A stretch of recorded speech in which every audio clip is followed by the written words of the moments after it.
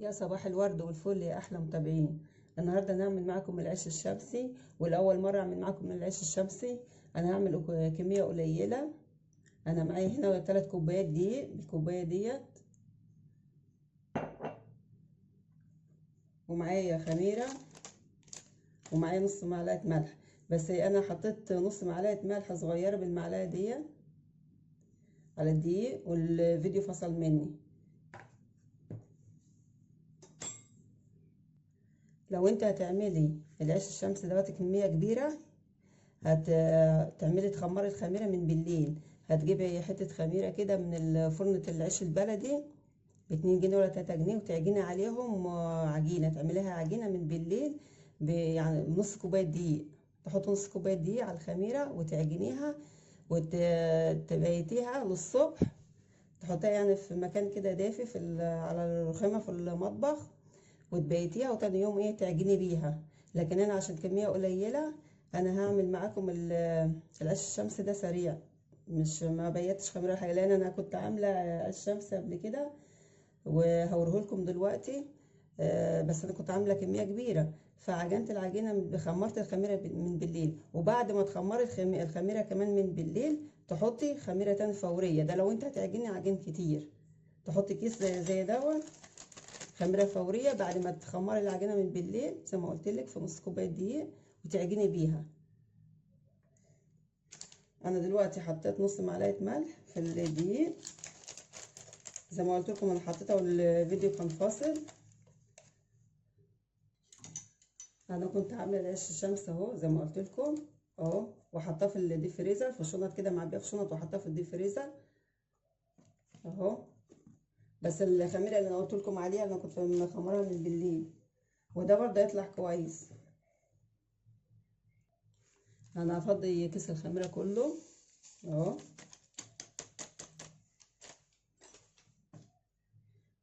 واقلبه كده في الدقيق.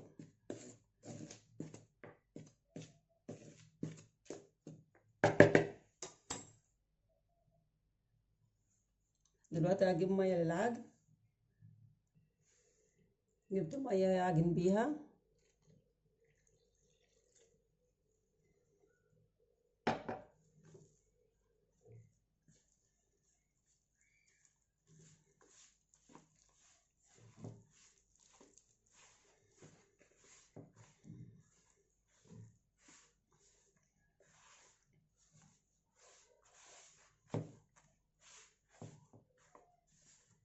هعجن وارجع لكم تاني. خلاص انا عجنت العجينه اهي، بقت بالشكل ده.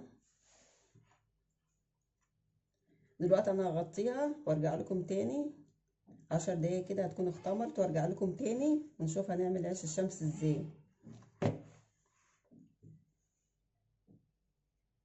خلاص العجين اختمر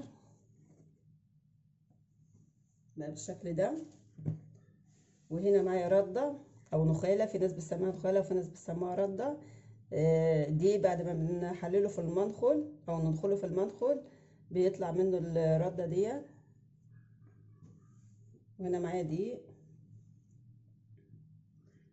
هقطع طبعا في الاطباق دي. في الفلاحين او في الصعيد بيقطعوا في حاجه اسمها مقارص، بيقرصوا عليها العيش الشمسي.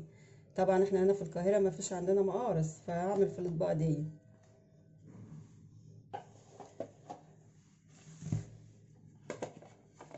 اجيب الرده كده واحطها في الطبق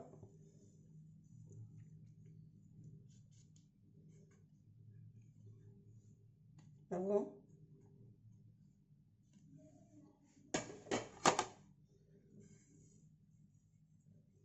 كده، علشان العيش ما يلزقش معانا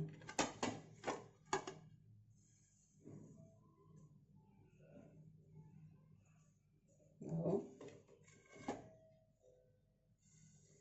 لو احنا ما حطيناش الرده ديت في الطبق او في الحاجه اللي احنا هنقرص فيها، طبعا العيش هيلزق في الحاجه اللي احنا هنحطه فيها، لكن كده مش هيلزق. وهناك برضه في الفلاحين او الصعايده بيعملوا نفس الطريقه ديت، بس زي ما قلت لكم على المقارص. هنا خد كده حبه دقيق في ايدي كده قليله، اهي عشان العجين ما يلزقش في ايدي.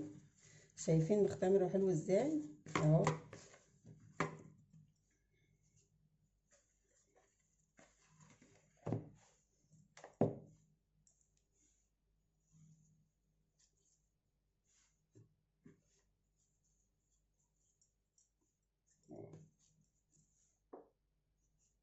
كده اهو.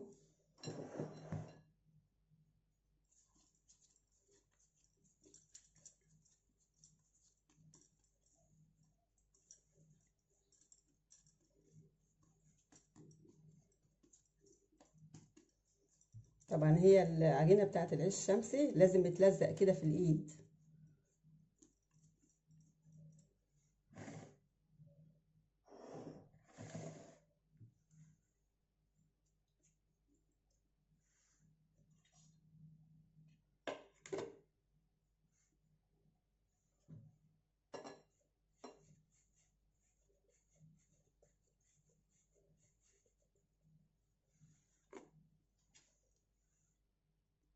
ولو احنا مش حابين نحط دي على ايدينا، نجيب ميه كده اهي، نعمل كده اهو.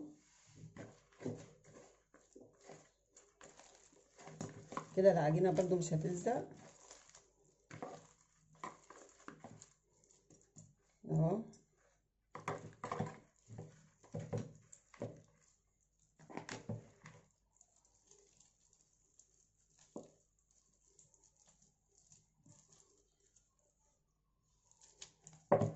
ما تستغربوش العجينه بتلزق كده في الايد، لان هي عجينه الشمس زي ما قلت لكم لازم تعمل كده. اصل دي مش عجينه قرص، ده عيش شمسي، لازم تعمل كده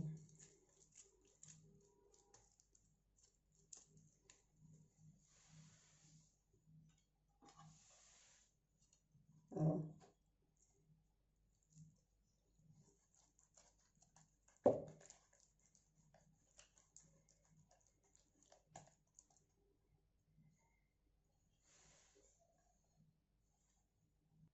كده خلاص احنا خلصنا تقطيع العيش اهو. ناخده نحطه في البلكونه في الشمس، او لو ما كانش عندنا بلكونه ولا شمس نحطه في على الرخامه كده في المطبخ في مكان دافي، وهو يخمر لوحديه.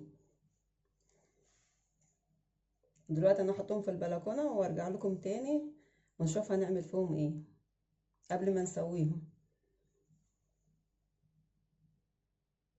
شايفين العيش كده بعد ما اختمر بقى بالشكل ده.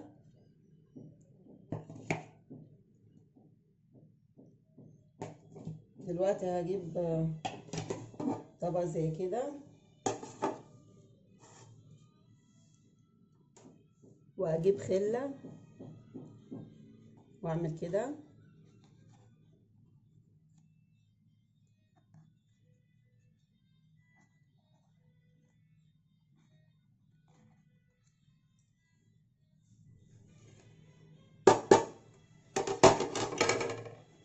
وافضل رده كده من عليه.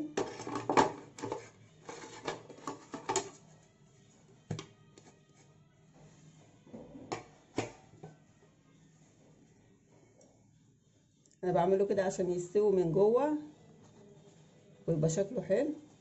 في ناس بتعمل 3 فتحات كده اهو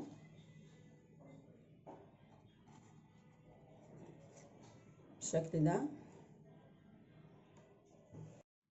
خلاص انا سويت العيش في الفرن اهو بقى بالشكل ده، واتمنى يكون الفيديو عجبكم، واستنوني في فيديو جديد.